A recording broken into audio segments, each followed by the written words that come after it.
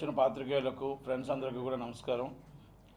ఈరోజు emergency press meet పెట్టడానికి important press meet పెట్టడానికి కారణం మా చిన్న సినిమా నిర్మాతల తరపున Telugu film chamber producer sector X చైర్మన్గా, జాయింట్ సెక్రటరీగా, ఎగ్జిబ్యూటర్స్ అండ్ డిస్ట్రిబ్యూటర్స్ ఎవరైతే ఇబ్బంది పడుతున్నారో వాళ్ళందరి తరపున సీఎం గారి టైం కూడా మేము అపాయింట్మెంట్ కోరడం జరిగింది. అలాగే ఎఫ్డీసీ ఎండీ గారి అపాయింట్మెంట్ కూడా కోరడం జరిగింది. చీఫ్ సెక్రటరీ గారిది కూడా మేము అపాయింట్మెంట్ కోరడం జరిగింది. మా బాధలో మేము చెప్పడానికి మాకు సీఎం గారికి చెప్పడం కోసం అనేసి మేము వినతిపత్రం ఇవ్వడం కోసమని టైం తీసుకుంటున్నాం. అది మాకు ఇవాళ అది రేపటి లోపల మాకు టైమింగ్ తెలుస్తుంది. 4వ తారీఖు నాడు చిరంజీవి గారి ఆధ్వర్యంలో కొంతమంది పెద్దలందరూ కలిపి మరి సినిమా ఇండస్ట్రీ తరపున వెళ్తున్నామని చెప్తున్నారు. వాళ్ళు ఎంత కరెక్టో అని మాకు అంత ఐడియా లేదు, ఎందుకంటే మాకు ఎవరికి ఇన్ఫర్మేషన్ లేదు. ఫస్ట్ ఆఫ్ ఇన్ఫర్మేషన్ లేదు కాబట్టి మా బాధను చెప్పుకోవడానికి సీఎం గారికి చెప్పుకోవడం కోసం మేము సపరేట్గా అపాయింట్మెంట్ అడగడం జరుగుతుంది. అయితే మాకు ఉద్దేశం వల్ల 35 జీవో అనేది మాకు చిన్న సినిమా నిర్మాతలకు వరంగా భావిస్తున్నాం. 100 రూపాయల టికెట్ అనేది దాటకూడదు. బీసీల్లో మళ్ళా చెప్తున్నాం, బీసీల్లో టికెట్లు 80 రూపాయలు ఉండాలి. అది తక్కువ రేట్లు ఉన్నాయి, అది మాడిఫికేషన్ చేయాల్సిన బాధ్యత ఉంది. అలాగే మేము అడుగుతుంది ఏంటంటే పెద్ద సినిమాలకు మేము వ్యతిరేకం కాదు. పెద్ద సినిమాలకు 2 వారాలు రేటు పెంచుకోండి. మరీ అబ్నార్మల్గా 500, 1000 రూపాయలు, 700 రూపాయలు కాకుండా రీజనబుల్ రేటు 200 రూపాయలు 2 వారాలు రేటు పెంచుకోవడానికి అవకాశం తీసుకోండి, మాకు అభ్యంతరం. కానీ ఈ రేట్లు పెంచడానికి మాత్రం లేదు, అవకాశం అయితే లేదు అనేది మళ్ళీ సీఎం గారికి మేము వినిపించడానికే మేము మళ్ళీ వెళ్తున్నాం మా బాధలు చెప్పుకోవడం కోసం. రెండోది, ఈ మధ్యకాలంలో 35 జీవోని నేను హైకోర్టులో సవాల్ చేయడం జరిగింది. ఎందుకంటే 35 జీవోలో ఉన్న రేట్లు అమ్మకుండా యథాతథంగా మామూలు పాత రేట్లు అమ్ముతున్న ఎగ్జిబ్యూటర్లకి మేము గవర్నమెంట్ ఎంప్లాయీస్ అందరూ కూడా ఎంఆర్ఓస్, ఆర్డీఓస్ అమ్ముతున్న ప్రకారంగా మేము వాళ్ళని ఒకటే అడిగాం, సార్ జీవో 35 ఉందా లేకపోతే లేదా, ఉన్నదేని మీరు చెప్పండి అని అడిగితే ఎంప్లాయీస్, గవర్నమెంట్ ఎంప్లాయీస్ ఏంటంటే మాకు ఇన్స్ట్రక్షన్స్ లేవు అని టైప్లో వాళ్ళు కొంతమంది అనకాపల్లి ఆర్డీఓ కానీ, C1 కలెక్టర్ ఆఫీస్ కానీ విశాఖపట్నం కానీ, అలాగే శ్రీకాకుళం కానీ, విజయనగరం కానీ, రాజమండ్రి కానీ, కాకినాడ కానీ మరి మిశ్రమ సమాధానం చెప్పడం జరిగింది. దాని నిమిత్తం మేము కోర్టులో ఫైల్ చేసాం. కోర్టులో కంపల్సరీ అడిగారు 35 జీవో ఉందా, లేదంటే అప్లికేషన్ 100 రూపాయల టికెట్ ఏదైతే ఎవరో ఎక్సెస్ రేట్లు అమ్మారో ఆయన ప్రూఫ్స్తో, వీడియోస్తో అయితే పెట్టారు. కాబట్టి మీరు ఏం యాక్షన్ తీసుకున్నారు, లేకపోతే జీవో ఉందా లేదా. 2వ తారీఖు నాడు ఫైనల్ జడ్జిమెంట్ వస్తుంది. వెడ్నెస్డే నాడు ఏపీ అమరావతి హైకోర్టు, అది 2వ తారీఖు నాడు కేసు ఉందండి. దానికి గవర్నమెంటు 35 జీవో ఉందా లేకపోతే 100 రూపాయల రేట్లు ఎక్సెస్ రేట్లు ఉన్నాయి ఏంటనేది వాళ్ళు గవర్నమెంటు రిపోర్ట్ ఇవ్వాల్సిన బాధ్యత ఉంది. అలాగే మరి అది ఆ రిపోర్ట్ కోసం 2వ తారీఖు నాడు నాకు మంచి అంటే చిన్న సినిమా నిర్మాతలు అందరికీ కూడా ఉపయోగపడేదాకా ఉంటుందని చెప్పేసి నేను ఆశిస్తున్నాను. రిపోర్ట్ అంతా కూడా అందరికీ కూడా ఆమోదకరంగా జడ్జిమెంట్ ఉంటుందని ఆశిస్తున్నాను. ఒకటి. రెండో విషయం ఏంటంటే నేను గవర్నమెంట్ని రిక్వెస్ట్ చేస్తుంది ఏంటంటే కొంతమంది గవర్నమెంట్ మీద అబాండం వేయడం కోసం ఒక వర్గం ప్రతిపక్షానికి గవర్నమెంట్ ఎంప్లాయీస్, కింద స్థాయి గవర్నమెంట్ ఎంప్లాయీస్ ఈ ఉన్న గవర్నమెంట్ ఏపీ గవర్నమెంట్ని బదనాం చేయడం కోసం కొంతమంది వర్క్ చేస్తున్నారనేది వాస్తవాలు. ఎంఆర్ఓస్, ఆర్డీఓస్ ఆ రేంజ్లో ఉన్నవాళ్ళు చాలా అమలు చేయకుండా గవర్నమెంట్కి చెడ్డపేరు తెచ్చే విధంగా కొంతమంది ఒక వర్గం ప్రతిపక్షానికి కొమ్ము కాస్తూ చేస్తున్న వాళ్ళందరి బండారం కూడా సీఎం గారి దగ్గర తీసుకెళ్తాం, బయట పెడతాం. ఎందుకంటే గవర్నమెంట్ చేస్తున్న కార్యక్రమాలు మంచి కార్యక్రమాలు, పేదలకు మంచి కార్యక్రమాలు ముందు పెట్టాలి. అది పెట్టకుండా దళారులకు సపోర్ట్ చేస్తూ, బ్లాక్ మనీకి సపోర్ట్ చేస్తూ, లంచాలకు సపోర్ట్ చేస్తున్న వాళ్ళ మీద మాత్రం యాక్షన్ తీసుకోకుండా మాత్రం ఎట్టి పరిస్థితుల్లో గవర్నమెంట్ ఉండదు. ఆ మొత్తం సాక్ష్యాధారాలతో సీఎం గారి దృష్టికి తీసుకెళ్తాం. ఇది వాస్తవం. ఇది ఎవరైనా సరే నేను ముందు చెప్తే నేను సాక్ష్యాధారాలతో నేను ముందు పెడతా. ఎవరెవరు అలా వర్క్ చేస్తున్నారు, కింద స్థాయి ఉద్యోగులు, మళ్ళీ మీకు క్లియర్ కట్గా చెప్తున్నానండి, కింద స్థాయి ఉద్యోగులు పెద్ద ఐఏఎస్, ఐపీఎస్లో కొంతమంది సహకరించట్లేదు. ఇది వాస్తవం. నేను మొత్తం టోటల్గా గ్రౌండ్ రిపోర్ట్ తిరిగి వచ్చాను. ఆంధ్రప్రదేశ్ సందు మొత్తం అప్ టు ఇచ్చాపురం దాకా తిరిగి వచ్చాను. ఎంఆర్ఓ దగ్గర నుంచి, ఆర్ఐ దగ్గర నుంచి, మొత్తం టోటల్గా ఎస్ఏల దగ్గర నుంచి కొంతమంది ప్రతిపక్షానికి సపోర్ట్ చేస్తూ ఉన్నారు. అలాగే మా సినిమా ఫీల్డ్లో కొంతమంది బడాబాబులు, గత ప్రభుత్వంలో కీలకంగా వ్యవహరించిన కొంతమంది వ్యక్తులు కావాలనే ఏమీ అనలేని పరిస్థితుల్లో రఘురామకృష్ణరాజు గారితో సీఎం గారిని తిట్టించడం కోసం కొంతమంది చేసిన ఈ పనులకి పూర్తిగా మేము ఖండిస్తున్నాం. చిన్న సినిమా నిర్మాతల తరపున పూర్తిగా ఖండిస్తున్నాం. గవర్నమెంట్ ఏం తప్పు చేసిందని చెప్పేసి రఘురామకృష్ణరాజు గారు మాట్లాడుతున్నారు. వీళ్ళందరూ ఈ పెద్దవాళ్ళందరూ దొంగచాటు నుండి మాట్లాడించిన ఈ బడాబాబులు అందరూ ఏం చేస్తున్నారు? రఘురామకృష్ణరాజు గారు నేను ఒకటే సూటి ప్రశ్న వేస్తున్నా. ఎస్, చెడ్డీలు వేసుకున్నప్పటి నుంచి సీఎం గారు ఆ రేట్లు ఇచ్చారన్నారు. ఎస్, కరెక్టే. సీఎం గారికి చెడ్డీలు వేసుకున్నటువంటి సినిమా ఫీల్డ్ తెలుసు కాబట్టి, అవగాహన ఉంది కాబట్టే మీరు 50 కోట్ల రెమ్యునరేషన్ తీసుకొని దోచుకోకుండా పేద ప్రజలకు ఎంటర్టైన్మెంట్ అందించాలని ఈ రేట్లు అందించారు. మీరు రేట్లు తగ్గించుకోవచ్చుగా, రెమ్యునరేషన్ తగ్గించుకోవచ్చుగా. 50 కోట్లు మీరు తీసుకోవాలా? అంటే పేద ప్రజల దగ్గర మీరు దోచుకోవాలా?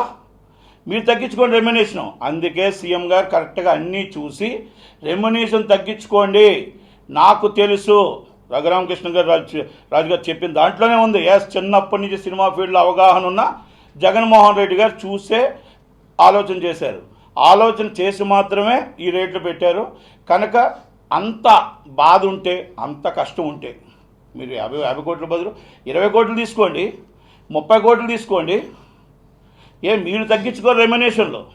పేద ప్రజలు కోవిడ్లో ఇబ్బంది పడుతుంటే, కష్టాలు పడుతుంటే మీరు వచ్చి 50 కోట్లు 70 కోట్లు మీరు రెమ్యునరేషన్ తీసుకుంటారు. కానీ ఇక్కడ మాత్రం పేద ప్రజలు ఇబ్బంది పడాలా? 300 రూపాయల టికెట్, 400 రూపాయల టికెట్ కావాలా? దానికి మళ్ళీ మీరు బ్లాక్మెయిలింగ్గా పెద్ద సినిమాలు ఏమి రిలీజ్ చేయకుండా బ్యాన్ చేస్తారా? ఇదేం అన్యాయం అండి? షేర్లు రావట్లేదు, 3వ షో లేదంటారు, 4వ షో లేదంటారా? ఏమంటే ప్రపంచం అంతా కోవిడ్ నడుస్తుంది. ఆయన 3వ షో దాకా రన్ చేస్తున్నారు. ఇది Covid, central government Covid time. 3 షోలకి షేర్లు బాగా వస్తున్నాయి.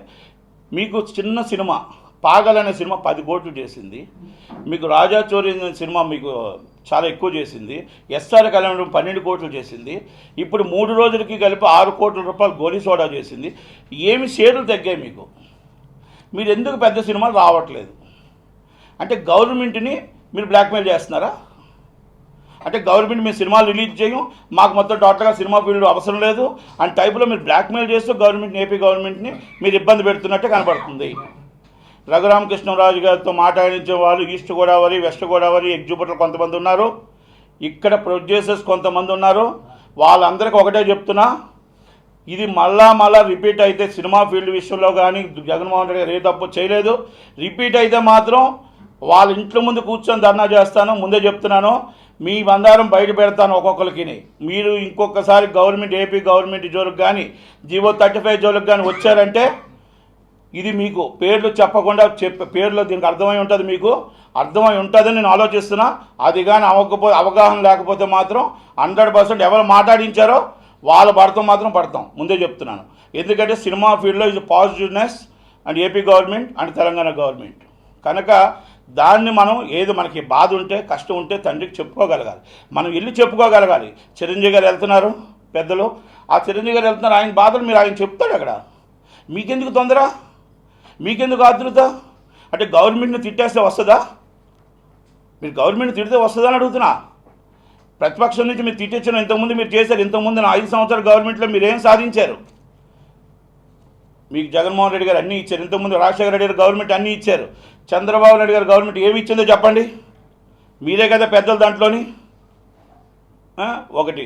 రెండో విషయం, చిరంజీవి గారు వెళ్తున్నారు. చిరంజీవి గారిని మళ్ళీ నేను రిక్వెస్ట్ చేసుకున్నా, చిరంజీవి గారు మీరంటే మాకు గౌరవం ఉంది, మా చిన్నోళ్ళ బాధలు కూడా, మా కష్టాలు కూడా మీరు చెప్తారని ఆశిస్తున్నా. మా బాధలను కూడా అర్థం చేసుకొని, మీరు పెద్దవాళ్ళ బాధలు అందరి బాధలు అర్థం చేసుకొని చెప్తారని నేను పూర్తిగా ఆశిస్తున్నా. ఎందుకంటే కొంతమంది మీ పక్కన భజన పరులు ఉన్నారు, ఆ భజన పరులకు స్వస్థ పలకండి.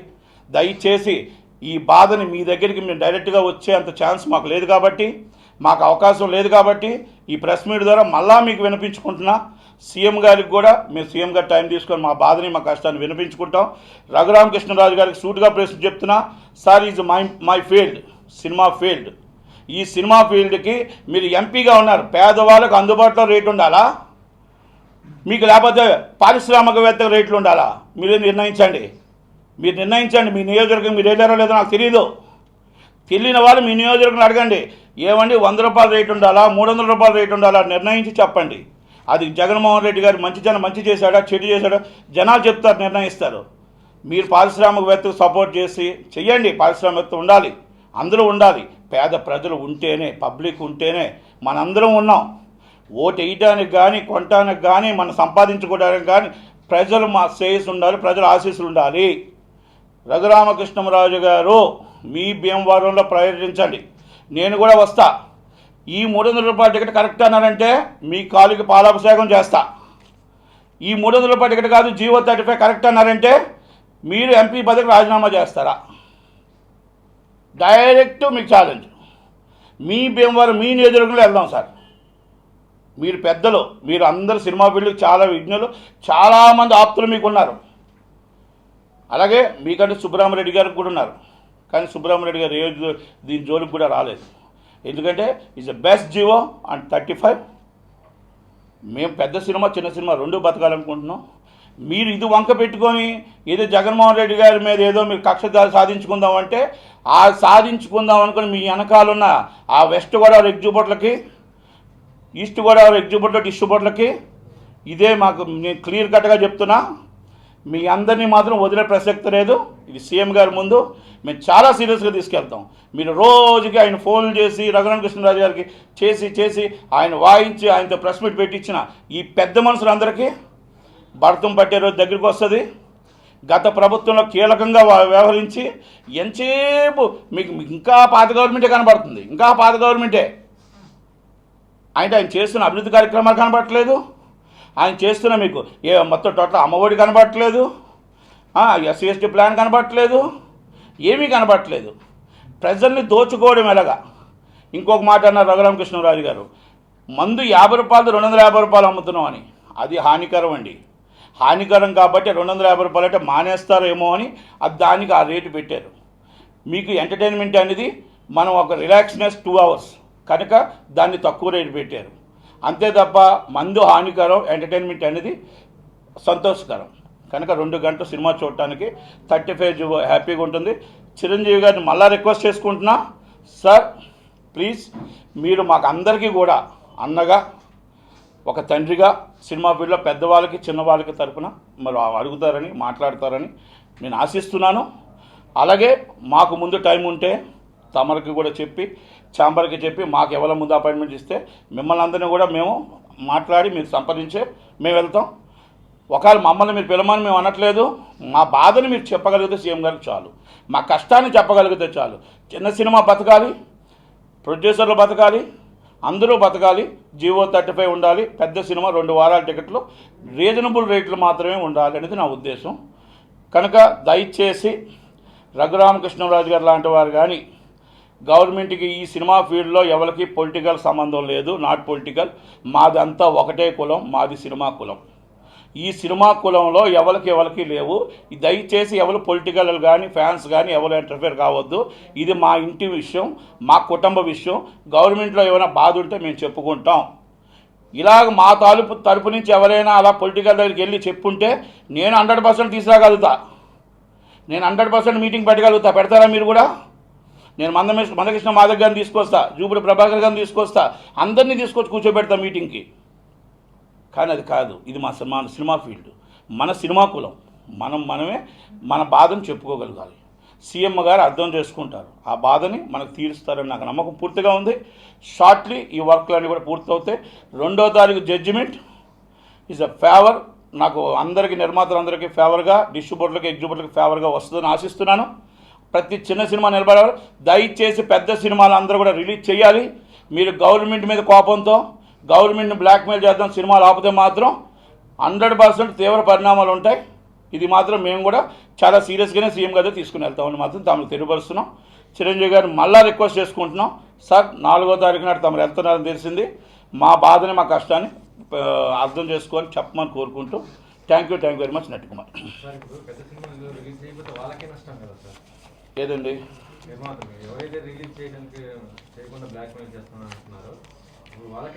మరి ఎందుకు డేట్ వేసి సినిమాను ఆపుతున్నారు? డేట్ వేశారు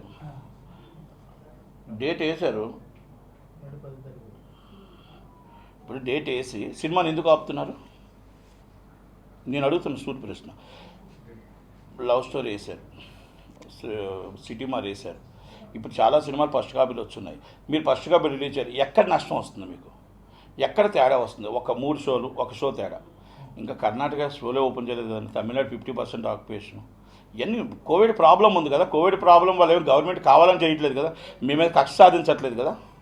మీరు ఇప్పుడు సినిమా పోయి ఎగ్జిబిట్లు బతకాలంటే ఎలా? ఎగ్జిబిట్లు బతకాలి కదా. ఎగ్జిబిట్లు బతకాలంటే ఎగ్జిబిట్లు కూడా సినిమాలు ఓపెన్ చేశారు కదా, మొన్నటిదాకా ఓపెన్ చేయలేదు అన్నారు కదా. నాని ఎందుకు వెళ్ళాడండి? నాని గారు, నేను డైరెక్ట్గా నాని గారిని అడుగుతున్నా, సినిమా థియేటర్లు ఫస్ట్ ఓపెన్ చేస్తారు, లాస్ట్ ఓపెన్ చేస్తారు, ఫస్ట్ మూసేస్తారని గవర్నమెంట్ని అడిగారు కదా. మరి అన్ని థియేటర్లు ఓపెన్ అయిన తర్వాత నాని గారు ప్రొడ్యూసర్లకు మరి ఆయన చెప్పొచ్చు కదా, మరి ఆయన ఎందుకు వెళ్ళాడు? అలాగే సురేష్ బాబు గారు, ఆయన ఎందుకు వెళ్ళాడు? ఆయనకి 1200 థియేటర్లు ఉన్నాయి కనుక ఇవన్నీ ఇదొక డ్రామా నడుస్తుంది, కన్ఫామ్ నడుస్తుంది. ఏదో ఒకటి సీఎం గారి దగ్గరికి వెళ్ళి సీఎం గారి దగ్గరికి చిరంజీవి గారు వెళ్తున్నారు, చిరంజీవి గారు చెప్తారు, ఆ బాధని చిరంజీవి గారు సీఎం గారు అర్థం చేసుకుంటారు, చేస్తారు. మీరు సినిమాలు రిలీజ్ చేయండి, మీకు వచ్చిన షేర్లు ఇప్పుడు ఉన్నాయి. ఇప్పుడు ఒకసారి మీరు డిబేట్ పెడతారా? ఇప్పుడు వచ్చిన నిర్మాతలు ఎవరైనా నాకు డిబేట్ పెట్టమనండి. ఇంతకు ముందు సినిమాలకి ఆ హీరోలకి ఇప్పుడు ఎంత షేర్ వచ్చింది ఎక్స్ట్రా, అంటే ఎంత రెవెన్యూ పెరిగింది ఆ రేట్ల వల్ల. చిన్న సినిమాలు ఎందుకు బతుకుతున్నాయి? చిన్న సినిమాలు, అన్ని సినిమాలు మీరు 50% ఆక్యుపేషన్ అంటున్నారు, మరి అంతంత షేర్లు ఎలాగొచ్చాయి? మరి అవన్నీ ఇప్పుడు అవన్నీ అర్థం చేసుకోవాలి కదా మనం. పెద్ద సినిమాలు మిమ్మల్ని ఎవరు తీయమన్నారండి? 50 కోట్ల రెమ్యునరేషన్ ఎందుకు తీయమన్నారు? నేను సినిమా క్వాలిటీ కోసం అడగట్లే, రెమ్యునరేషన్ కోసం అడుగుతున్నా. 50 crores రెమ్యునరేషన్ మీరు ఎందుకు ఇచ్చారు? మీరు క్వాలిటీ కోసం బాహుబలి చేశారు, లేకపోతే RRR చేశారు, అది క్వాలిటీ కోసం చేస్తే అదొక హిస్టారికల్ మూవీ అవుతుంది. మనం ఈరోజు మొత్తం టోటల్ ప్రపంచంలోనే, ఇండియాలోనే నెంబర్ 1 ఈజ్ బాహుబలి ఉంది. అలాంటి మూవీస్ చేసేటప్పుడు మనం కూడా దానికి ఎంకరేజ్ చేయొచ్చు. మీరు రెమ్యునరేషన్ 50 కోట్లు, ఒక్క సినిమా హిట్ అయితే ఆ వ్యక్తికి 5 కోట్లు కొత్తగా వచ్చిన హీరోకి. అలాగే మొత్తం టోటల్గా అదే 4 సినిమాలు అయితే 40 కోట్లు 30 కోట్లు. అంటే ఎలా వెళ్ళిపోతుంది? మీరు చిన్న సినిమాకు కూడా మీరు లాస్ట్ టైం అర్థం చేసుకోవాల్సిన విషయం ఏంటంటే, నాని సినిమా 100 రూపాయలు ఎక్కువ, సర్వానంద్ అని 150 రూపాయలు టికెట్ పెట్టారండి. 150 రూపాయలు టికెట్ పెట్టి ఇష్టం వచ్చింటే జనాలు ఏమెళ్తారండి? అర్థం చేసుకోవాలి కదా అందరూను. మరి దాన్ని వెళ్ళకుండా మరి ఓటీటీలకు అలవాటు పడిపోతే ఏం అలవాటు పడిపోతారండి? ఇప్పుడు పెద్ద సినిమా పవన్ కళ్యాణ్ గారి దాన్ని పెట్టారు, చిరంజీవి గారి దాన్ని పెట్టారు, లేకపోతే బాలకృష్ణ గారి దాన్ని పెట్టారు. అంటే పెద్దవాళ్ళకి ఒక 5 6 రేట్లు పెడితే బాగుంటుంది. కానీ చిన్న సినిమా పెద్ద సినిమా ఏం దొరికితే అది రేట్లు పెట్టేశారు. ఒక్కొక్క సినిమాకి అయితే చెప్పొద్దండి 500 తెచ్చారండి, 1000 రూపాయలండి. ఇది అన్యాయం కాదా? మరి గవర్నమెంట్ చూస్తూ ఊరుకుంటుందా? మీరు తెచ్చింది ఎక్కడ? ఈ జియో ఎందుకు వచ్చింది? మీరు 1000 రూపాయలు 500 ఎక్కడ తెచ్చారో అక్కడే ప్రాబ్లం వచ్చింది. కనుక ఈరోజు పేద ప్రజలకు, ప్రేక్షకులకు, మన ఫ్యాన్స్ అందరూ కూడా ప్రజలకు అందుబాటులో ఉంది. మనందరూ సినిమాలు రిలీజ్ చేయండి. మీరు గవర్నమెంట్ని తిట్టడం, ఎవరితో తిట్టించడం కరెక్ట్ కాదు. పొలిటికల్ ఎంటర్ చేయడం కరెక్ట్ కాదు. మీరు పొలిటికల్ ఎంటర్ చేస్తే మేము ఎంటర్ చేస్తాం, అది కరెక్ట్ కాదు. అది గవర్నమెంట్ని మీరు అడగండి. గవర్నమెంట్ మనం అడిగి మన ప్రాబ్లం ఏంటో మన ఇప్పటికొచ్చి మీరు లెటరే పెట్టలేదు. ఇప్పటికొచ్చి మీరు జియో 35 మీద మాకు ఇది ప్రాబ్లం ఉందని అడగలేదు. మీరు అడిగారు ఎవరన్నా? మీరు అడగకుండా ఈరోజు మరి ఎందుకు ఈరోజు మనం బయట సినిమాలు ఆపుకుంటూ వెళ్తున్నాం? దాని ఆన్సర్ చెప్పాలి ఎవరైనా సరే.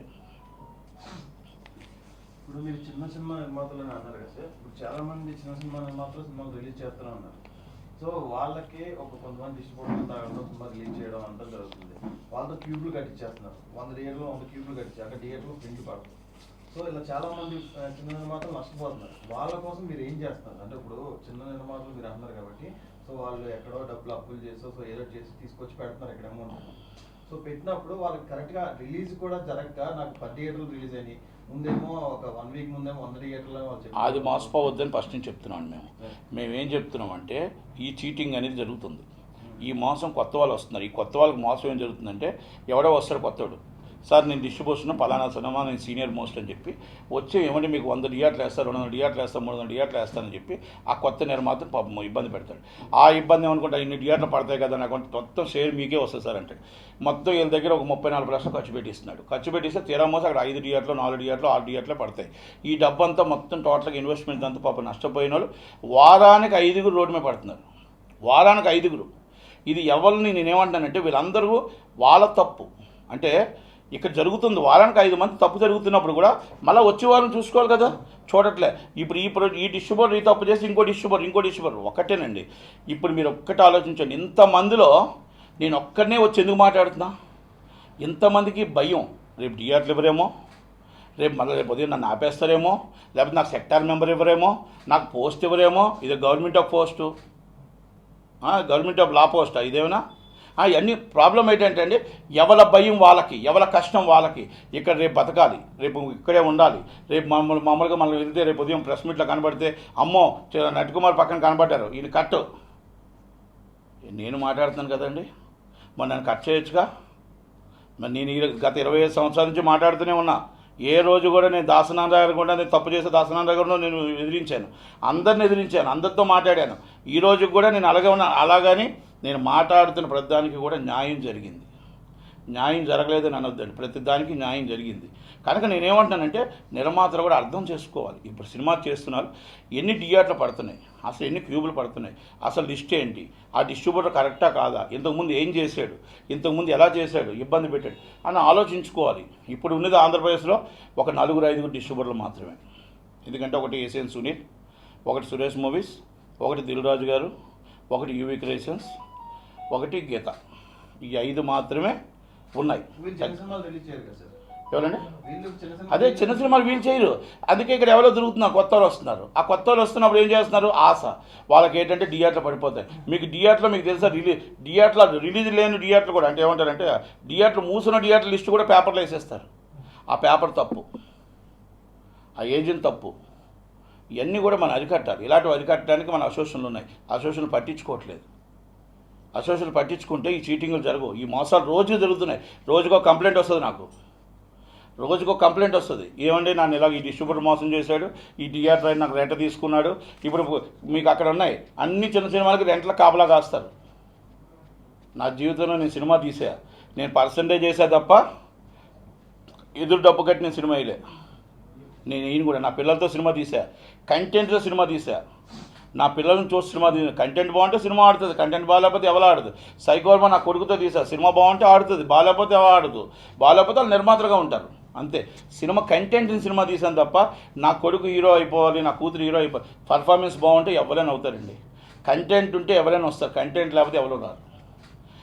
మనం అర్థం చేసుకోవాల్సింది కూడా సినిమా మనం తీస్తున్నాం, థియేటర్ అనేది కెపాసిటీ ఎంత, ఎన్ని కోట్ల వాల్యూస్ వచ్చేస్తాయి. ఈరోజు ఆ థియేటర్లో రోజుకి మెయింటెనెన్స్ ఎంత ఉంది, ఆ థియేటర్ ఎంత కాపాడుతుంది, ఆ థియేటర్ 4 ఆటలు మనం ఎలా చేయగలుగుతాం, ఎలా రన్ చేయగలుగుతాం, జనాలను ఎలా తీసుకురాగలుగుతాం అనేది ఉండాలి. జనాలు రావట్లేదండి, చిన్న సినిమాలకి థియేటర్కి జనాలు రావట్లేదు. అలాగని ఓటీటీలు కొనట్లేదు. మొత్తం ఆల్మోస్ట్ 70% ఓపెన్ ఉన్నాయండి. సురేష్ మూవీస్ థియేటర్లు మాత్రమే బంద్ ఉన్నాయి, తక్కువని ఓపెన్. అప్పటితో పోలిస్తే ఇప్పుడు కరెంట్ ఛార్జీలు పెరిగినాయి అనేది ఒకటి చెప్తున్నమాట.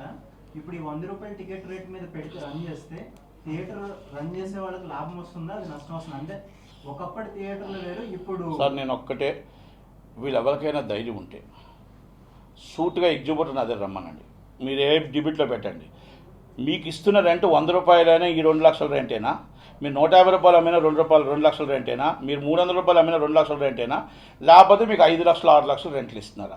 ఎక్సెస్ రెంట్ ఉందంటే చెప్పండి, నేను యాట్సాప్ చెప్తా. మీకు 100 రూపాయలు అమ్మినా ఇదే రెంట్ ఉంది, మీరు ఎక్సెస్ రేట్ అమ్మినా అదే రెంట్ ఇస్తున్నారు, మీరు 500 రూపాయలు అమ్మినా ఇదే రెంట్ ఇస్తున్నారు. డిస్ట్రిబ్యూటర్కి వెళ్తుంది, ఈ డిస్ట్రిబ్యూటర్ డబ్బు ఎక్కడికి వెళ్తుందండి? ప్రొడ్యూసర్కి వెళ్తుంది, ప్రొడ్యూసర్ డబ్బు ఎక్కడికి వెళ్తుందండి?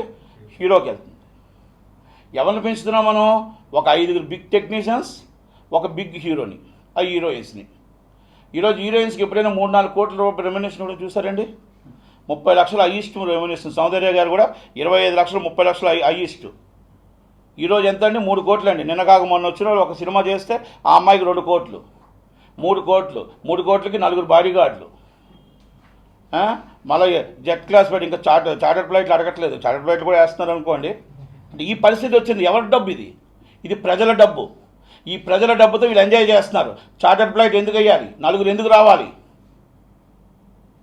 మీకు ఒక కారు వేన్ ఒకటి పెట్టాలి, అసిస్టెంట్కి ఒక కారు వేన్ పెట్టాలి. అసిస్టెంట్కి ఒక కారు వేన్ తెలుసా అండి మీకు? హీరోయిన్కి ఒక కారు వేన్, అసిస్టెంట్కి ఒక కారు వేన్. నిర్మాతల మండలి ఎవరి కాలు ఏమైనా తీరు. ఎల్ఎల్పి ఒకటి అయిపోయింది, నిర్మాతల మండలి ఒకటి అయిపోయింది, తెలుగు ఫిలిం ఛాంబర్ ఒకటి అయిపోయింది, తెలంగాణ ఫిలిం ఛాంబర్ ఒకటి అయిపోయింది, మొత్తం ఆల్ ఛాంబర్స్ అండ్ ఎవరికి వాళ్ళు నట్టుకుమార్ ఒకటి అయిపోయింది. అంటే మాలో మాకే పడక ఇవన్నీ ఒక ఏకతాటి మీద తెచ్చామండి. 2010, 2011లో దిల్రాజు గారు, నేను, రవికిషోర్ గారు అందరం కలిపి ఒక సిస్టమ్ మీద తీసుకొచ్చాం. ఆ సిస్టాన్ని వెంటనే దిల్రాజు గారు దాన్ని వైలేషన్ చేశాడు. కార్వెన్లో పెట్టకూడదు అనుకున్నాం, బఫీ ఫుడ్ పెట్టాలనుకున్నాం, అన్నీ వైలేషన్ అయ్యాయి. ఓకే, ఎవరి బాధ వాళ్ళది, ఎవరి కష్టం వాళ్ళది. ఇప్పుడు చెప్తున్న ప్రకాష్ రాజ్ గారు వైలేషన్ చేశారు, అందరూ వైలేషన్ చేశారు. ఇప్పుడు ప్రకాష్ రాజ్ గారు కాదు, ఇప్పుడు మా అసోసియేషన్లో అందరూ అనుకున్నారు, అందరూ కూడా వైలేషన్ చేశారు. ఆ రోజు నేను చైర్మన్, నేను కోఆర్డినేషన్ కమిటీ, దిల్రాజు గారు, రవికిషోర్ గారు, దాసనారాయణరావు గారు బాధ్యతలు మొత్తం. నాకు 18 రోజులు బంద్ అయిపోతుంది షూటింగు.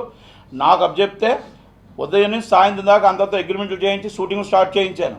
బాలకృష్ణ గారు బ్యాంకాక్లో షూటింగ్ టెన్షన్లో ఉన్నారు, అందరూ ఉంటే షూటింగ్లు స్టార్ట్ చేయించి షూటింగ్లు నడిపించాం. నేనేమంటానంటే ఆ రోజులు వేరు, ఈ రోజుల్లో మన ఛాంబర్లో కౌన్సిల్ ఏం చేస్తున్నాయంటే ఇప్పుడు అవి లేకే కదా ఈరోజు మొత్తం టోటల్గా ఎవరి ఇష్టం అది ఎవరి సొమ్ము అని అడుగుతున్నా.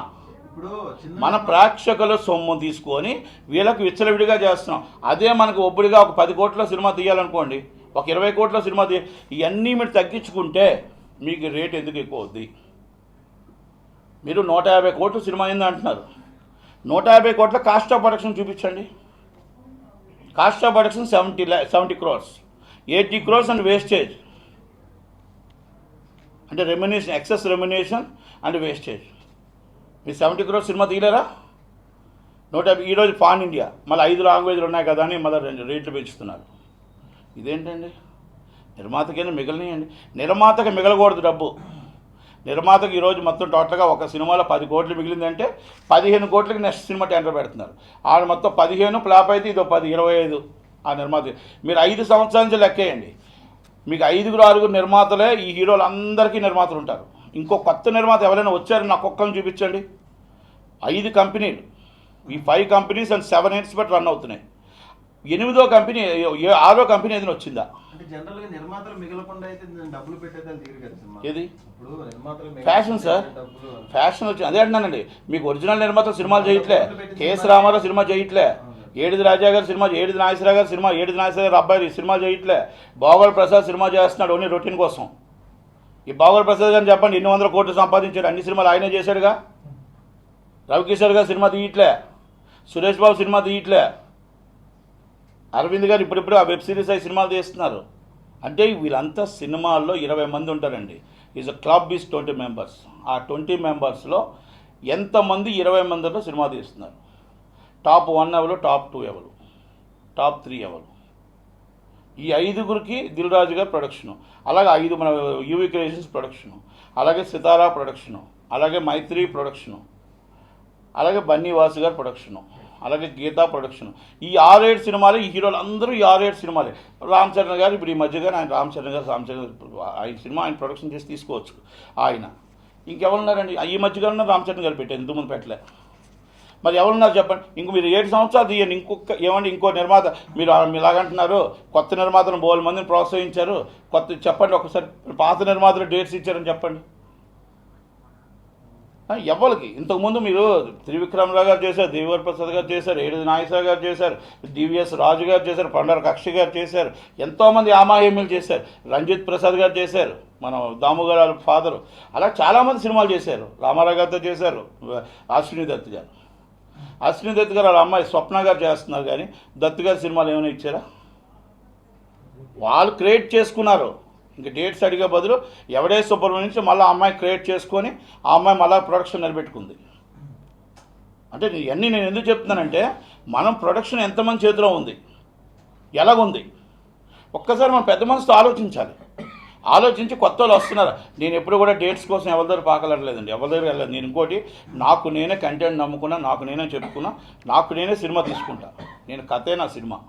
మీరు ఎప్పుడైనా చూసుకోండి, నాకు నేను సినిమా తీస్తే ఈరోజు సినిమా తీసినవి 100% నాకు లాభాల్లోనే ఉంటా. నేను పెద్ద హీరోలతో సినిమా అంటే పెద్ద హీరో చిన్న హీరో నేను లేదండి. నాకు ఏ హీరో సినిమా తీస్తే నాకు అందుబాటులో ఉంటే ఆ హీరోతో నేను సినిమా తీస్తాను. అంతే తప్ప చేతులు కట్టుకొని నేను ఎప్పుడూ సినిమా తీయను. ఇది దాసనారాయణ గారు చెప్పారు, మళ్ళీ నేను కూడా చెప్తున్నానండి. దాసనారాయణ గారు ఉంటప్పుడు ఏం జరిగిందండి? ఇవన్నీ అల్లరి నరేష్ గారు ఉన్నారు. ఇప్పుడు ఈ మొత్తం టోటల్ మీరు ఏది ఉదాహరణకి ఏమైనా లెక్కెట్టుకోండి. ఈరోజు సైడ్ ఆర్టిస్టులు ఎంతమంది అండి? ఫాదర్ క్యారెక్టర్ 50 లక్షలు, ఫాదర్ క్యారెక్టర్ 1 కోటి రూపాయలు, మదర్ క్యారెక్టర్ 70 లక్షలు. ఎక్కడికి వెళ్ళిపోతుంది సార్? మనం ఎక్కడికి వెళ్తుంది? ఇది పేద ప్రజల డబ్బు కాదా? ఏమనంటే టికెట్ 300 అమ్ముతుంది. ఏమైనా నీకు వాళ్ళు మొత్తం టోటల్గా ఫస్ట్ డే గ్రాస్ ఎంత వస్తుంది? వైజాగ్ 4 కోట్లు వస్తుంది. నువ్వు నాకు ఎందుకు రెమ్యునేషన్ ఇవ్వు? 4 కోట్లు వస్తుందని అంటున్నారు. ఫ్లాప్ అయితే 1 కోటి రూపాయలు వస్తుంది అక్కడ. అది ఎందుకు ఆలోచించట్లే? మరి గతంలో కూడా ఫ్లాప్ అయినప్పుడు సినిమా నుంచి పారితోషికాలు వెనక్కి ఇచ్చేయాలి అనేది అయితే జరిగింది. ఏమీ జరగలేదండి, అమల్లోనే ఏమీ లేదండి. ఓన్లీ పెట్టారు, ఎవరు అమలు. ఇప్పుడు అదే చెప్పే కదా, ఎవరు అమలు చేయడానికి ఎవరు లేరు. ఇప్పుడు కంప్లైంట్ పెట్టి అమలు చేయడానికి ఎవరు లేరు కనుక దాన్ని నేనేమంటున్నానంటే అందరూ ఒక్కడ కూర్చొని స్టార్ట్ నుంచి చిరంజీవి గారిని పెద్ద మనిషిగా మేము ఆమోదిస్తున్నాం. అందరూ ఆమోదిస్తారు. ఆయన కూర్చోబెడితే ఎవ్వరు కాదనరు. అందరినీ కూర్చోబెట్టి ఇప్పుడు మా అసోసియేషన్ ఎలక్షన్ ఎలా జరుగుతుందో మా ఛాంబర్ ఎలక్షన్స్ కూడా అవ్వట్లేదు. 3 సంవత్సరాలు ఛాంబర్ ఎలక్షన్స్ లేవు, కౌన్సిల్ ఎలక్షన్స్ లేవు. ఇది అడిగిన వాళ్ళు లేరు. కోవిడ్ అండి, మా ఒక్కరికే కోవిడ్ ఉంది. గవర్నమెంట్ రూల్స్ ఉన్నాయి, మా అసోసియేషన్కి లేదు రూల్స్. బయట ఎలక్షన్స్ లేవు, Covid rules, state government rules. మా ఛాంబర్కి కౌన్సిల్కి మాత్రం చాలా స్ట్రిక్ట్గా అమలు చేస్తారు. మీరిద్దరూ వేస్తే మాత్రం లోన్ వేసేస్తామంటారంట. మేము ఉన్న మెంబర్స్ 52 మంది కాదు, ఉన్న మెంబర్స్ 52 మంది. 52 మందికి గవర్నమెంట్ లోన్ వేసేద్దని భయమే. మొన్న ఈసీ మీటింగ్లో తీర్మానం చేశారు, కోవిడ్ నిబంధనలు ఉన్నాయి కాబట్టి ఎలక్షన్స్ పెట్టకూడదు, నెక్స్ట్ ఇయర్ పోస్ట్ పోన్ చేసేస్తున్నాం. మరి ఇప్పుడు మా అసోసియేషన్ ఎలక్షన్ పెట్టారండి. మరి ఇది చిరంజీవి గారు కూడా పెద్దలు అడగాలి. అడిగి ఎలక్షన్ నడిపించి ప్రజాస్వామ్యబద్ధంగా ఎలక్షన్ నడాలి. ప్రజాస్వామ్యబద్ధంగా ఎన్నికయ్యి అందరూ కలిపి కూర్చొని మన నిర్ణయాలు తీసుకోవాలి. ఆ నిర్ణయాలు అనేది ఒకటి ఎల్ఎల్పి, ఒకటి ఛాంబరు, ఒకటి కౌన్సిల్, అలా కాదు. అన్నీ ఒకతాటి మీద వచ్చి కూర్చొని మాట్లాడి సీఎం గారితో మాట్లాడితే అవుతాయి పనులు. అవ్వవు అనేది ఏ రోజు లేదండి. రాజశేఖర రెడ్డి గారు ఇచ్చారు, ఏ కార్యక్రమం అడిగితే ఇచ్చాడు. ఆయన ఏమన్నాడంటే మీ సినిమాలోంచి నాకు అంతా వస్తుంది, 25 కోట్లే నాకు వచ్చేది. 25 కోట్లు కాదు, ఇంకొక 25 కోట్లు నేను వేసిస్తా, మీకు ఏం కావాలో చెప్పమని అడిగారు రాజశేఖర రెడ్డి గారు. డైరెక్ట్గా చెప్పాడు ఆయన, మీ దగ్గర నుంచి 25 కోట్లు ఇన్కమ్ వస్తుంది అప్పుడు ఉమ్మడి రాష్ట్రంలో, ఇంకొక 25 కోట్లు వేస్తా, మీకు ఏం కావాలో చెప్పండి, నా దగ్గర చేయించుకోండి. 161 జీవో 326 ఎకరాలు విశాఖపట్నంలో ఇచ్చాడు. అందరూ స్టూడియోలు కట్టుకోండి, ఏమైనా కట్టుకోండి అని. ఏం చేశారండి? చంద్రబాబు నాయుడు గవర్నమెంట్ వచ్చి సాఫ్ట్వేర్ కంపెనీకి ఇచ్చారు. అది మళ్ళీ జగన్మోహన్ రెడ్డి గారు క్యాన్సిల్ చేశారు. ఇప్పటికీ ఆ స్థలం అలాగే ఉంది మనకి ఇడిగట్లో. మరి ఆయన పాపం గవర్నమెంట్ ఇస్తుంది, మనమేం ప్రోత్సాహం చేయట్లేదు కదా. ఇప్పుడు ఏమనంటే ఆంధ్రప్రదేశ్ తెలంగాణ గవర్నమెంట్లో మనం ఉన్నాం, అక్కడ షూటింగ్ చేసుకోమంటున్నారు. మనం కొంత షూటింగ్ అక్కడ కూడా చేస్తే మంచిదిగా. ఇన్కమ్ 70% అక్కడి నుంచి వస్తుంది, 65% ఇన్కమ్ ఆంధ్రప్రదేశ్ నుంచి వస్తుంది, 35% తెలంగాణ నుంచి వస్తుంది. మరి వాళ్ళని కూడా మనం అక్కడ ప్రజలు మనకి ఇస్తున్నారు కదా, ప్రజలు మెయింటెనెన్స్ ఇస్తున్నప్పుడు మనం కూడా అక్కడ ట్యాక్స్ కట్టాలి కదా. మరి ఇవన్నీ పెద్దలు ఎందుకు ఆలోచించట్లేదు? ఆలోచించాలనే కోరుకుంటున్నాను, కనుక ఆలోచిస్తారని అనుకుంటున్నాను.